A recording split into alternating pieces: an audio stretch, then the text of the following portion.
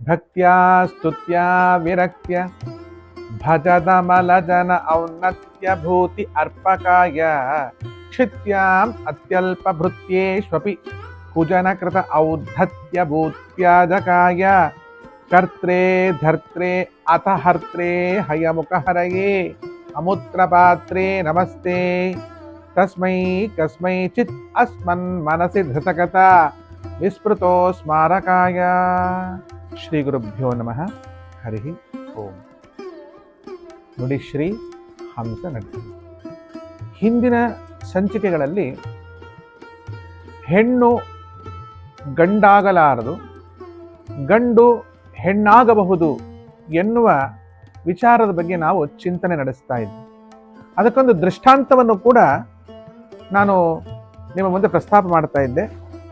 ಮಹಾಭಾರತದ ಕಾಲದಲ್ಲಿ ದೃಪದ ರಾಜ ತಪಶ್ಚರ್ಯ ಮಾಡಿ ಮಹರುದ್ರದೇವರನ್ನು ಒಲಿಸ್ಕೊಂಡು ಅವರಿಂದ ಏನು ವರ ತಗೊಂಡ. ಅವನು ಏನು ಕೇಳಿದ್ದ? ಗಂಡು ಮಗು ಬೇಕು ಅಂತ ಕೇಳಿದ್ದ. ಆದರೆ ರುದ್ರದೇವರು ನಿನ್ನ ಹಣೆ ಬರದಲ್ಲಿ ಗಂಡು ಮಗು ಆಗೋ ಯೋಗ ಇಲ್ಲ, ಆದ್ರಿಂದ ಈಗ ಹುಟ್ಟೋದು ಹೆಣ್ಣೆ, ಆದರೆ ಅದೇ ಮುಂದೆ ಗಂಡಾಗುತ್ತೆ ಎಂಬುದಾಗಿ ವರವನ್ನು ಕೊಟ್ಟಿದ್ದು.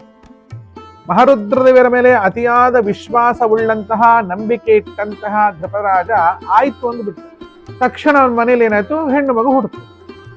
ಆ ಹೆಣ್ಣು ಮಗುವಿಗೆ ಶಿಖಂಡಿನಿ ಅಂತ ನಾಮಕರಣ ಮಾಡುತ್ತಾನೆ. ಶಿಖಂಡಿನಿಗೆ ನಾಮಕರಣ ಮಾಡಬೇಕಾದಾಗ ಹೆಣ್ಣು ಮಗುವಿಗೆ ಮಾಡುವಂತ ನಾಮಕರಣದ ರೀತಿಯಲ್ಲ, ಗಂಡು ಮಗುವಿಗೆ ಯಾವ ರೀತಿ ನಾಮಕರಣ ಮಾಡಬೇಕೋ ಅದಕ್ಕೆ ಬೇಕಾಗಿರ್ತಕ್ಕಂಥ ಎಲ್ಲ ಸಂಸ್ಕಾರಗಳನ್ನ ಪುರೋಹಿತರನ್ನು ಕರೆಸಿ ಮಾಡ್ತಾನೆ. ಮತ್ತು ಅದರ ವಿಚಾರವಾಗಿ ಚಿಂತನೆ ಮಾಡ್ತಾ ಮಾಡ್ತಾ ನಾವು ಮಾತಾಡಬೇಕಾದ್ರೆ ಆ ಶಿಖಂಡಿನಿಗೆ ಮುಂದೆ ಯೌವನ ಬಂತು. ಆಗೇನಾಯ್ತು ತಮಾಷೆ ನೋಡ್ರಿ ಅಂತ ನಾನು ಹಿಂದಿನ ಸಂಚಿಕೆಯಲ್ಲಿ ಹೇಳಿದ್ದೆ. ತಸ್ಯೈ ಪಾಂಚಾಲರಾಜ ಸ ದಶಾರ್ಣಾಧಿಪತೇ ಸುತಾಂ ತಸ್ಯೈ ಪಾಂಚಾಲರಾಜ ಸಹ ದಶರ್ಣಾಧಿಪತೇ ಸುತಾಂ ಉದ್ವಾಹಯಾಮಾಸ ಸಾ ತಾಂ ಪುಂವೇಶೇಣೇವ ಗುಹಿತಾಂ.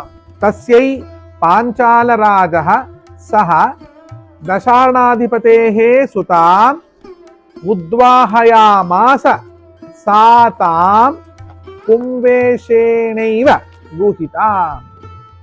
ಪುರುಷ ವೇಷದಿಂದ ಮರೆಮಾಚಿ ಆ ಶಿಖಂಡಿನಿ ಎನ್ನುವ ಹೆಣ್ಣು ಮಗುವಿಗೆ ಪಾಂಚಾಲ ದೇಶದ ರಾಜ ಹಿರಣ್ಯವರ್ಮ ಅಂತ ಒಬ್ಬ ಇದ್ದ. ಆ ಹಿರಣ್ಯವರ್ಮನೆಂಬ ಮಹಾರಾಜನ ಮಗಳನ್ನ ಈ ದೃಪದ ರಾಜ ಕರ್ಕೊಂಡು ಬಂದು ತನ್ನ ಮಗಳಾದ ಶಿಖಂಡಿನಿ ಅನ್ನುವ ಮಗಳಿಗೆ ಹೇಳಿ ಶಿಖಂಡಿನಿಗೆ ಶಿಖಂಡಿನಿ ಅವಳ ಮಗಳು ಅಲ್ವಾ, ಆದ್ರೆ ಮಗ ಅಂತ ಹೇಳಿ ಮದುವೆ ಕೂಡ ಮಾಡಿಸಿಬಿಡುತ್ತಾನೆ. ಎಷ್ಟು ವಿಶ್ವಾಸ ಇತ್ತು ದೃಪದರಾಜನಿಗೆ ಮಹರುದ್ರದೇವರ ವಚನದ ಮೇಲೆ ಅಂದ್ರೆ ನೋಡ್ರಿ, ಎಷ್ಟು ಧೈರ್ಯ ಮಾಡಿದ್ದಾನೆ ದೃಪದ ಅಲ್ವಾ. ಅಷ್ಟು ನಂಬಿಕೆ ಪರಮೇಶ್ವರನ ಮೇಲೆ ದೃಪದನಿಗೆ. ಗಂಡು ಮಗು ಅಂತ ಮದುವೆ ಮಾಡ್ತಾ ಇದ್ದಾನೆ ನೋಡಿ, ಇನ್ನೊಂದು ಹೆಣ್ಣನ್ನು ಕರ್ಕೊಂಡು ಬಂದು. ಆದ್ರೆ ಅದು ಹೆಣ್ಣೆ.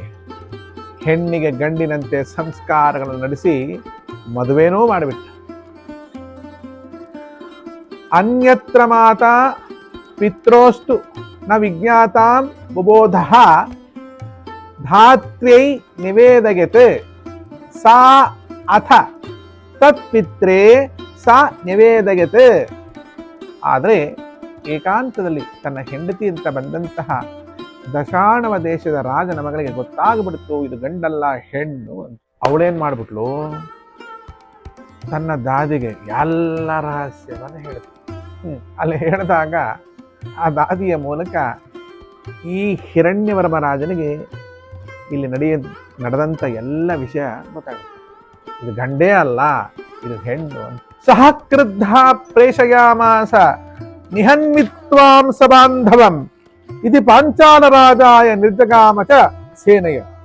ದೃಪದ ರಾಜ ನನಗೆ ಸುಳ್ಳು ಹೇಳಿ ಹೆಣ್ಣನ್ನ ಗಂಡು ಅಂತ ನಂಬಿಸಿ ನನ್ನ ಮಗಳನ್ನ ಸೊಸೆ ಮಾಡಿಕೊಂಡಿದ್ದಾನೆ. ಹೆಣ್ಣಿಗೆ ಹೆಣ್ಣನ್ನೇ ಮದುವೆ ಮಾಡಿದ್ದಾನೆ, ಹೆಣ್ಣಿಗೆ ಹೆಣ್ಣನ್ನೇ ಮದುವೆ ಮಾಡಿದ್ದಾನೆ ಗಂಡು ಅಂತ ಸುಳ್ಳು ಹೇಳಿ ಅಂತ ಆ ಹಿರಣ್ಯವರ್ಮರಾಜನಿಗೆ ಸಿಟ್ಟು ಬಂದು ಅವನು ಹೇಳ್ತಾನೆ, ಸೈನ್ಯ ಸಮೇತವಾಗಿ ಬಂದು ನಿನ್ನ ಜೊತೆಗೆ ಯುದ್ಧ ಮಾಡಿ ನಿನ್ನನ್ನ ನಿನ್ನ ಪರಿವಾರದವ್ರನ್ನ ಎಲ್ಲರನ್ನು ಕೊಂದು ಬಿಡ್ತೀನಿ ಅಂತ ಸಂದೇಶವನ್ನು ಕಳಿಸ್ತಾನೆ. ನಿಹನ್ಮಿತ್ವಾಂ ಸಬಾಂಧವಂ, ನಿನ್ನನ್ನು ನಿನ್ನ ಪರಿವಾರ ಸಮೇತವಾಗಿ ಸಂಹಾರ ಮಾಡಿಬಿಡ್ತೀನಿ ಅಂತ ಹಿರಣ್ಯವರ್ಮ ಸಂದೇಶವನ್ನ ತನ್ನ ದೂತರ ಕೈಯಲ್ಲಿ ಕಳಿಸಿಬಿಡುತ್ತಾನೆ. ಈ ಕಥೆ ಮುಂದೆ ಏನಾಯಿತು ಅನ್ನೋ ವಿಚಾರದ ಬಗ್ಗೆ ಮುಂದಿನ ಸಂಚಿಕೆಗಳಲ್ಲಿ ಗುರುಗಳ ಪ್ರೇರಣೆಯಂತೆ ಅವರ ಅನುಗ್ರಹದಂತೆ ತಿಳಿಸುವ ಪ್ರಯತ್ನವನ್ನು ಮಾಡ್ತೇನೆ. ಮತ್ತೆ ಮುಂದೆ ಸಿಗೋಣ. ಜೈ ಶ್ರೀ ಮಹಾಕಾಲ್ ವಿಶ್ವಮಾತಾ ಗೋಮಾತಾ.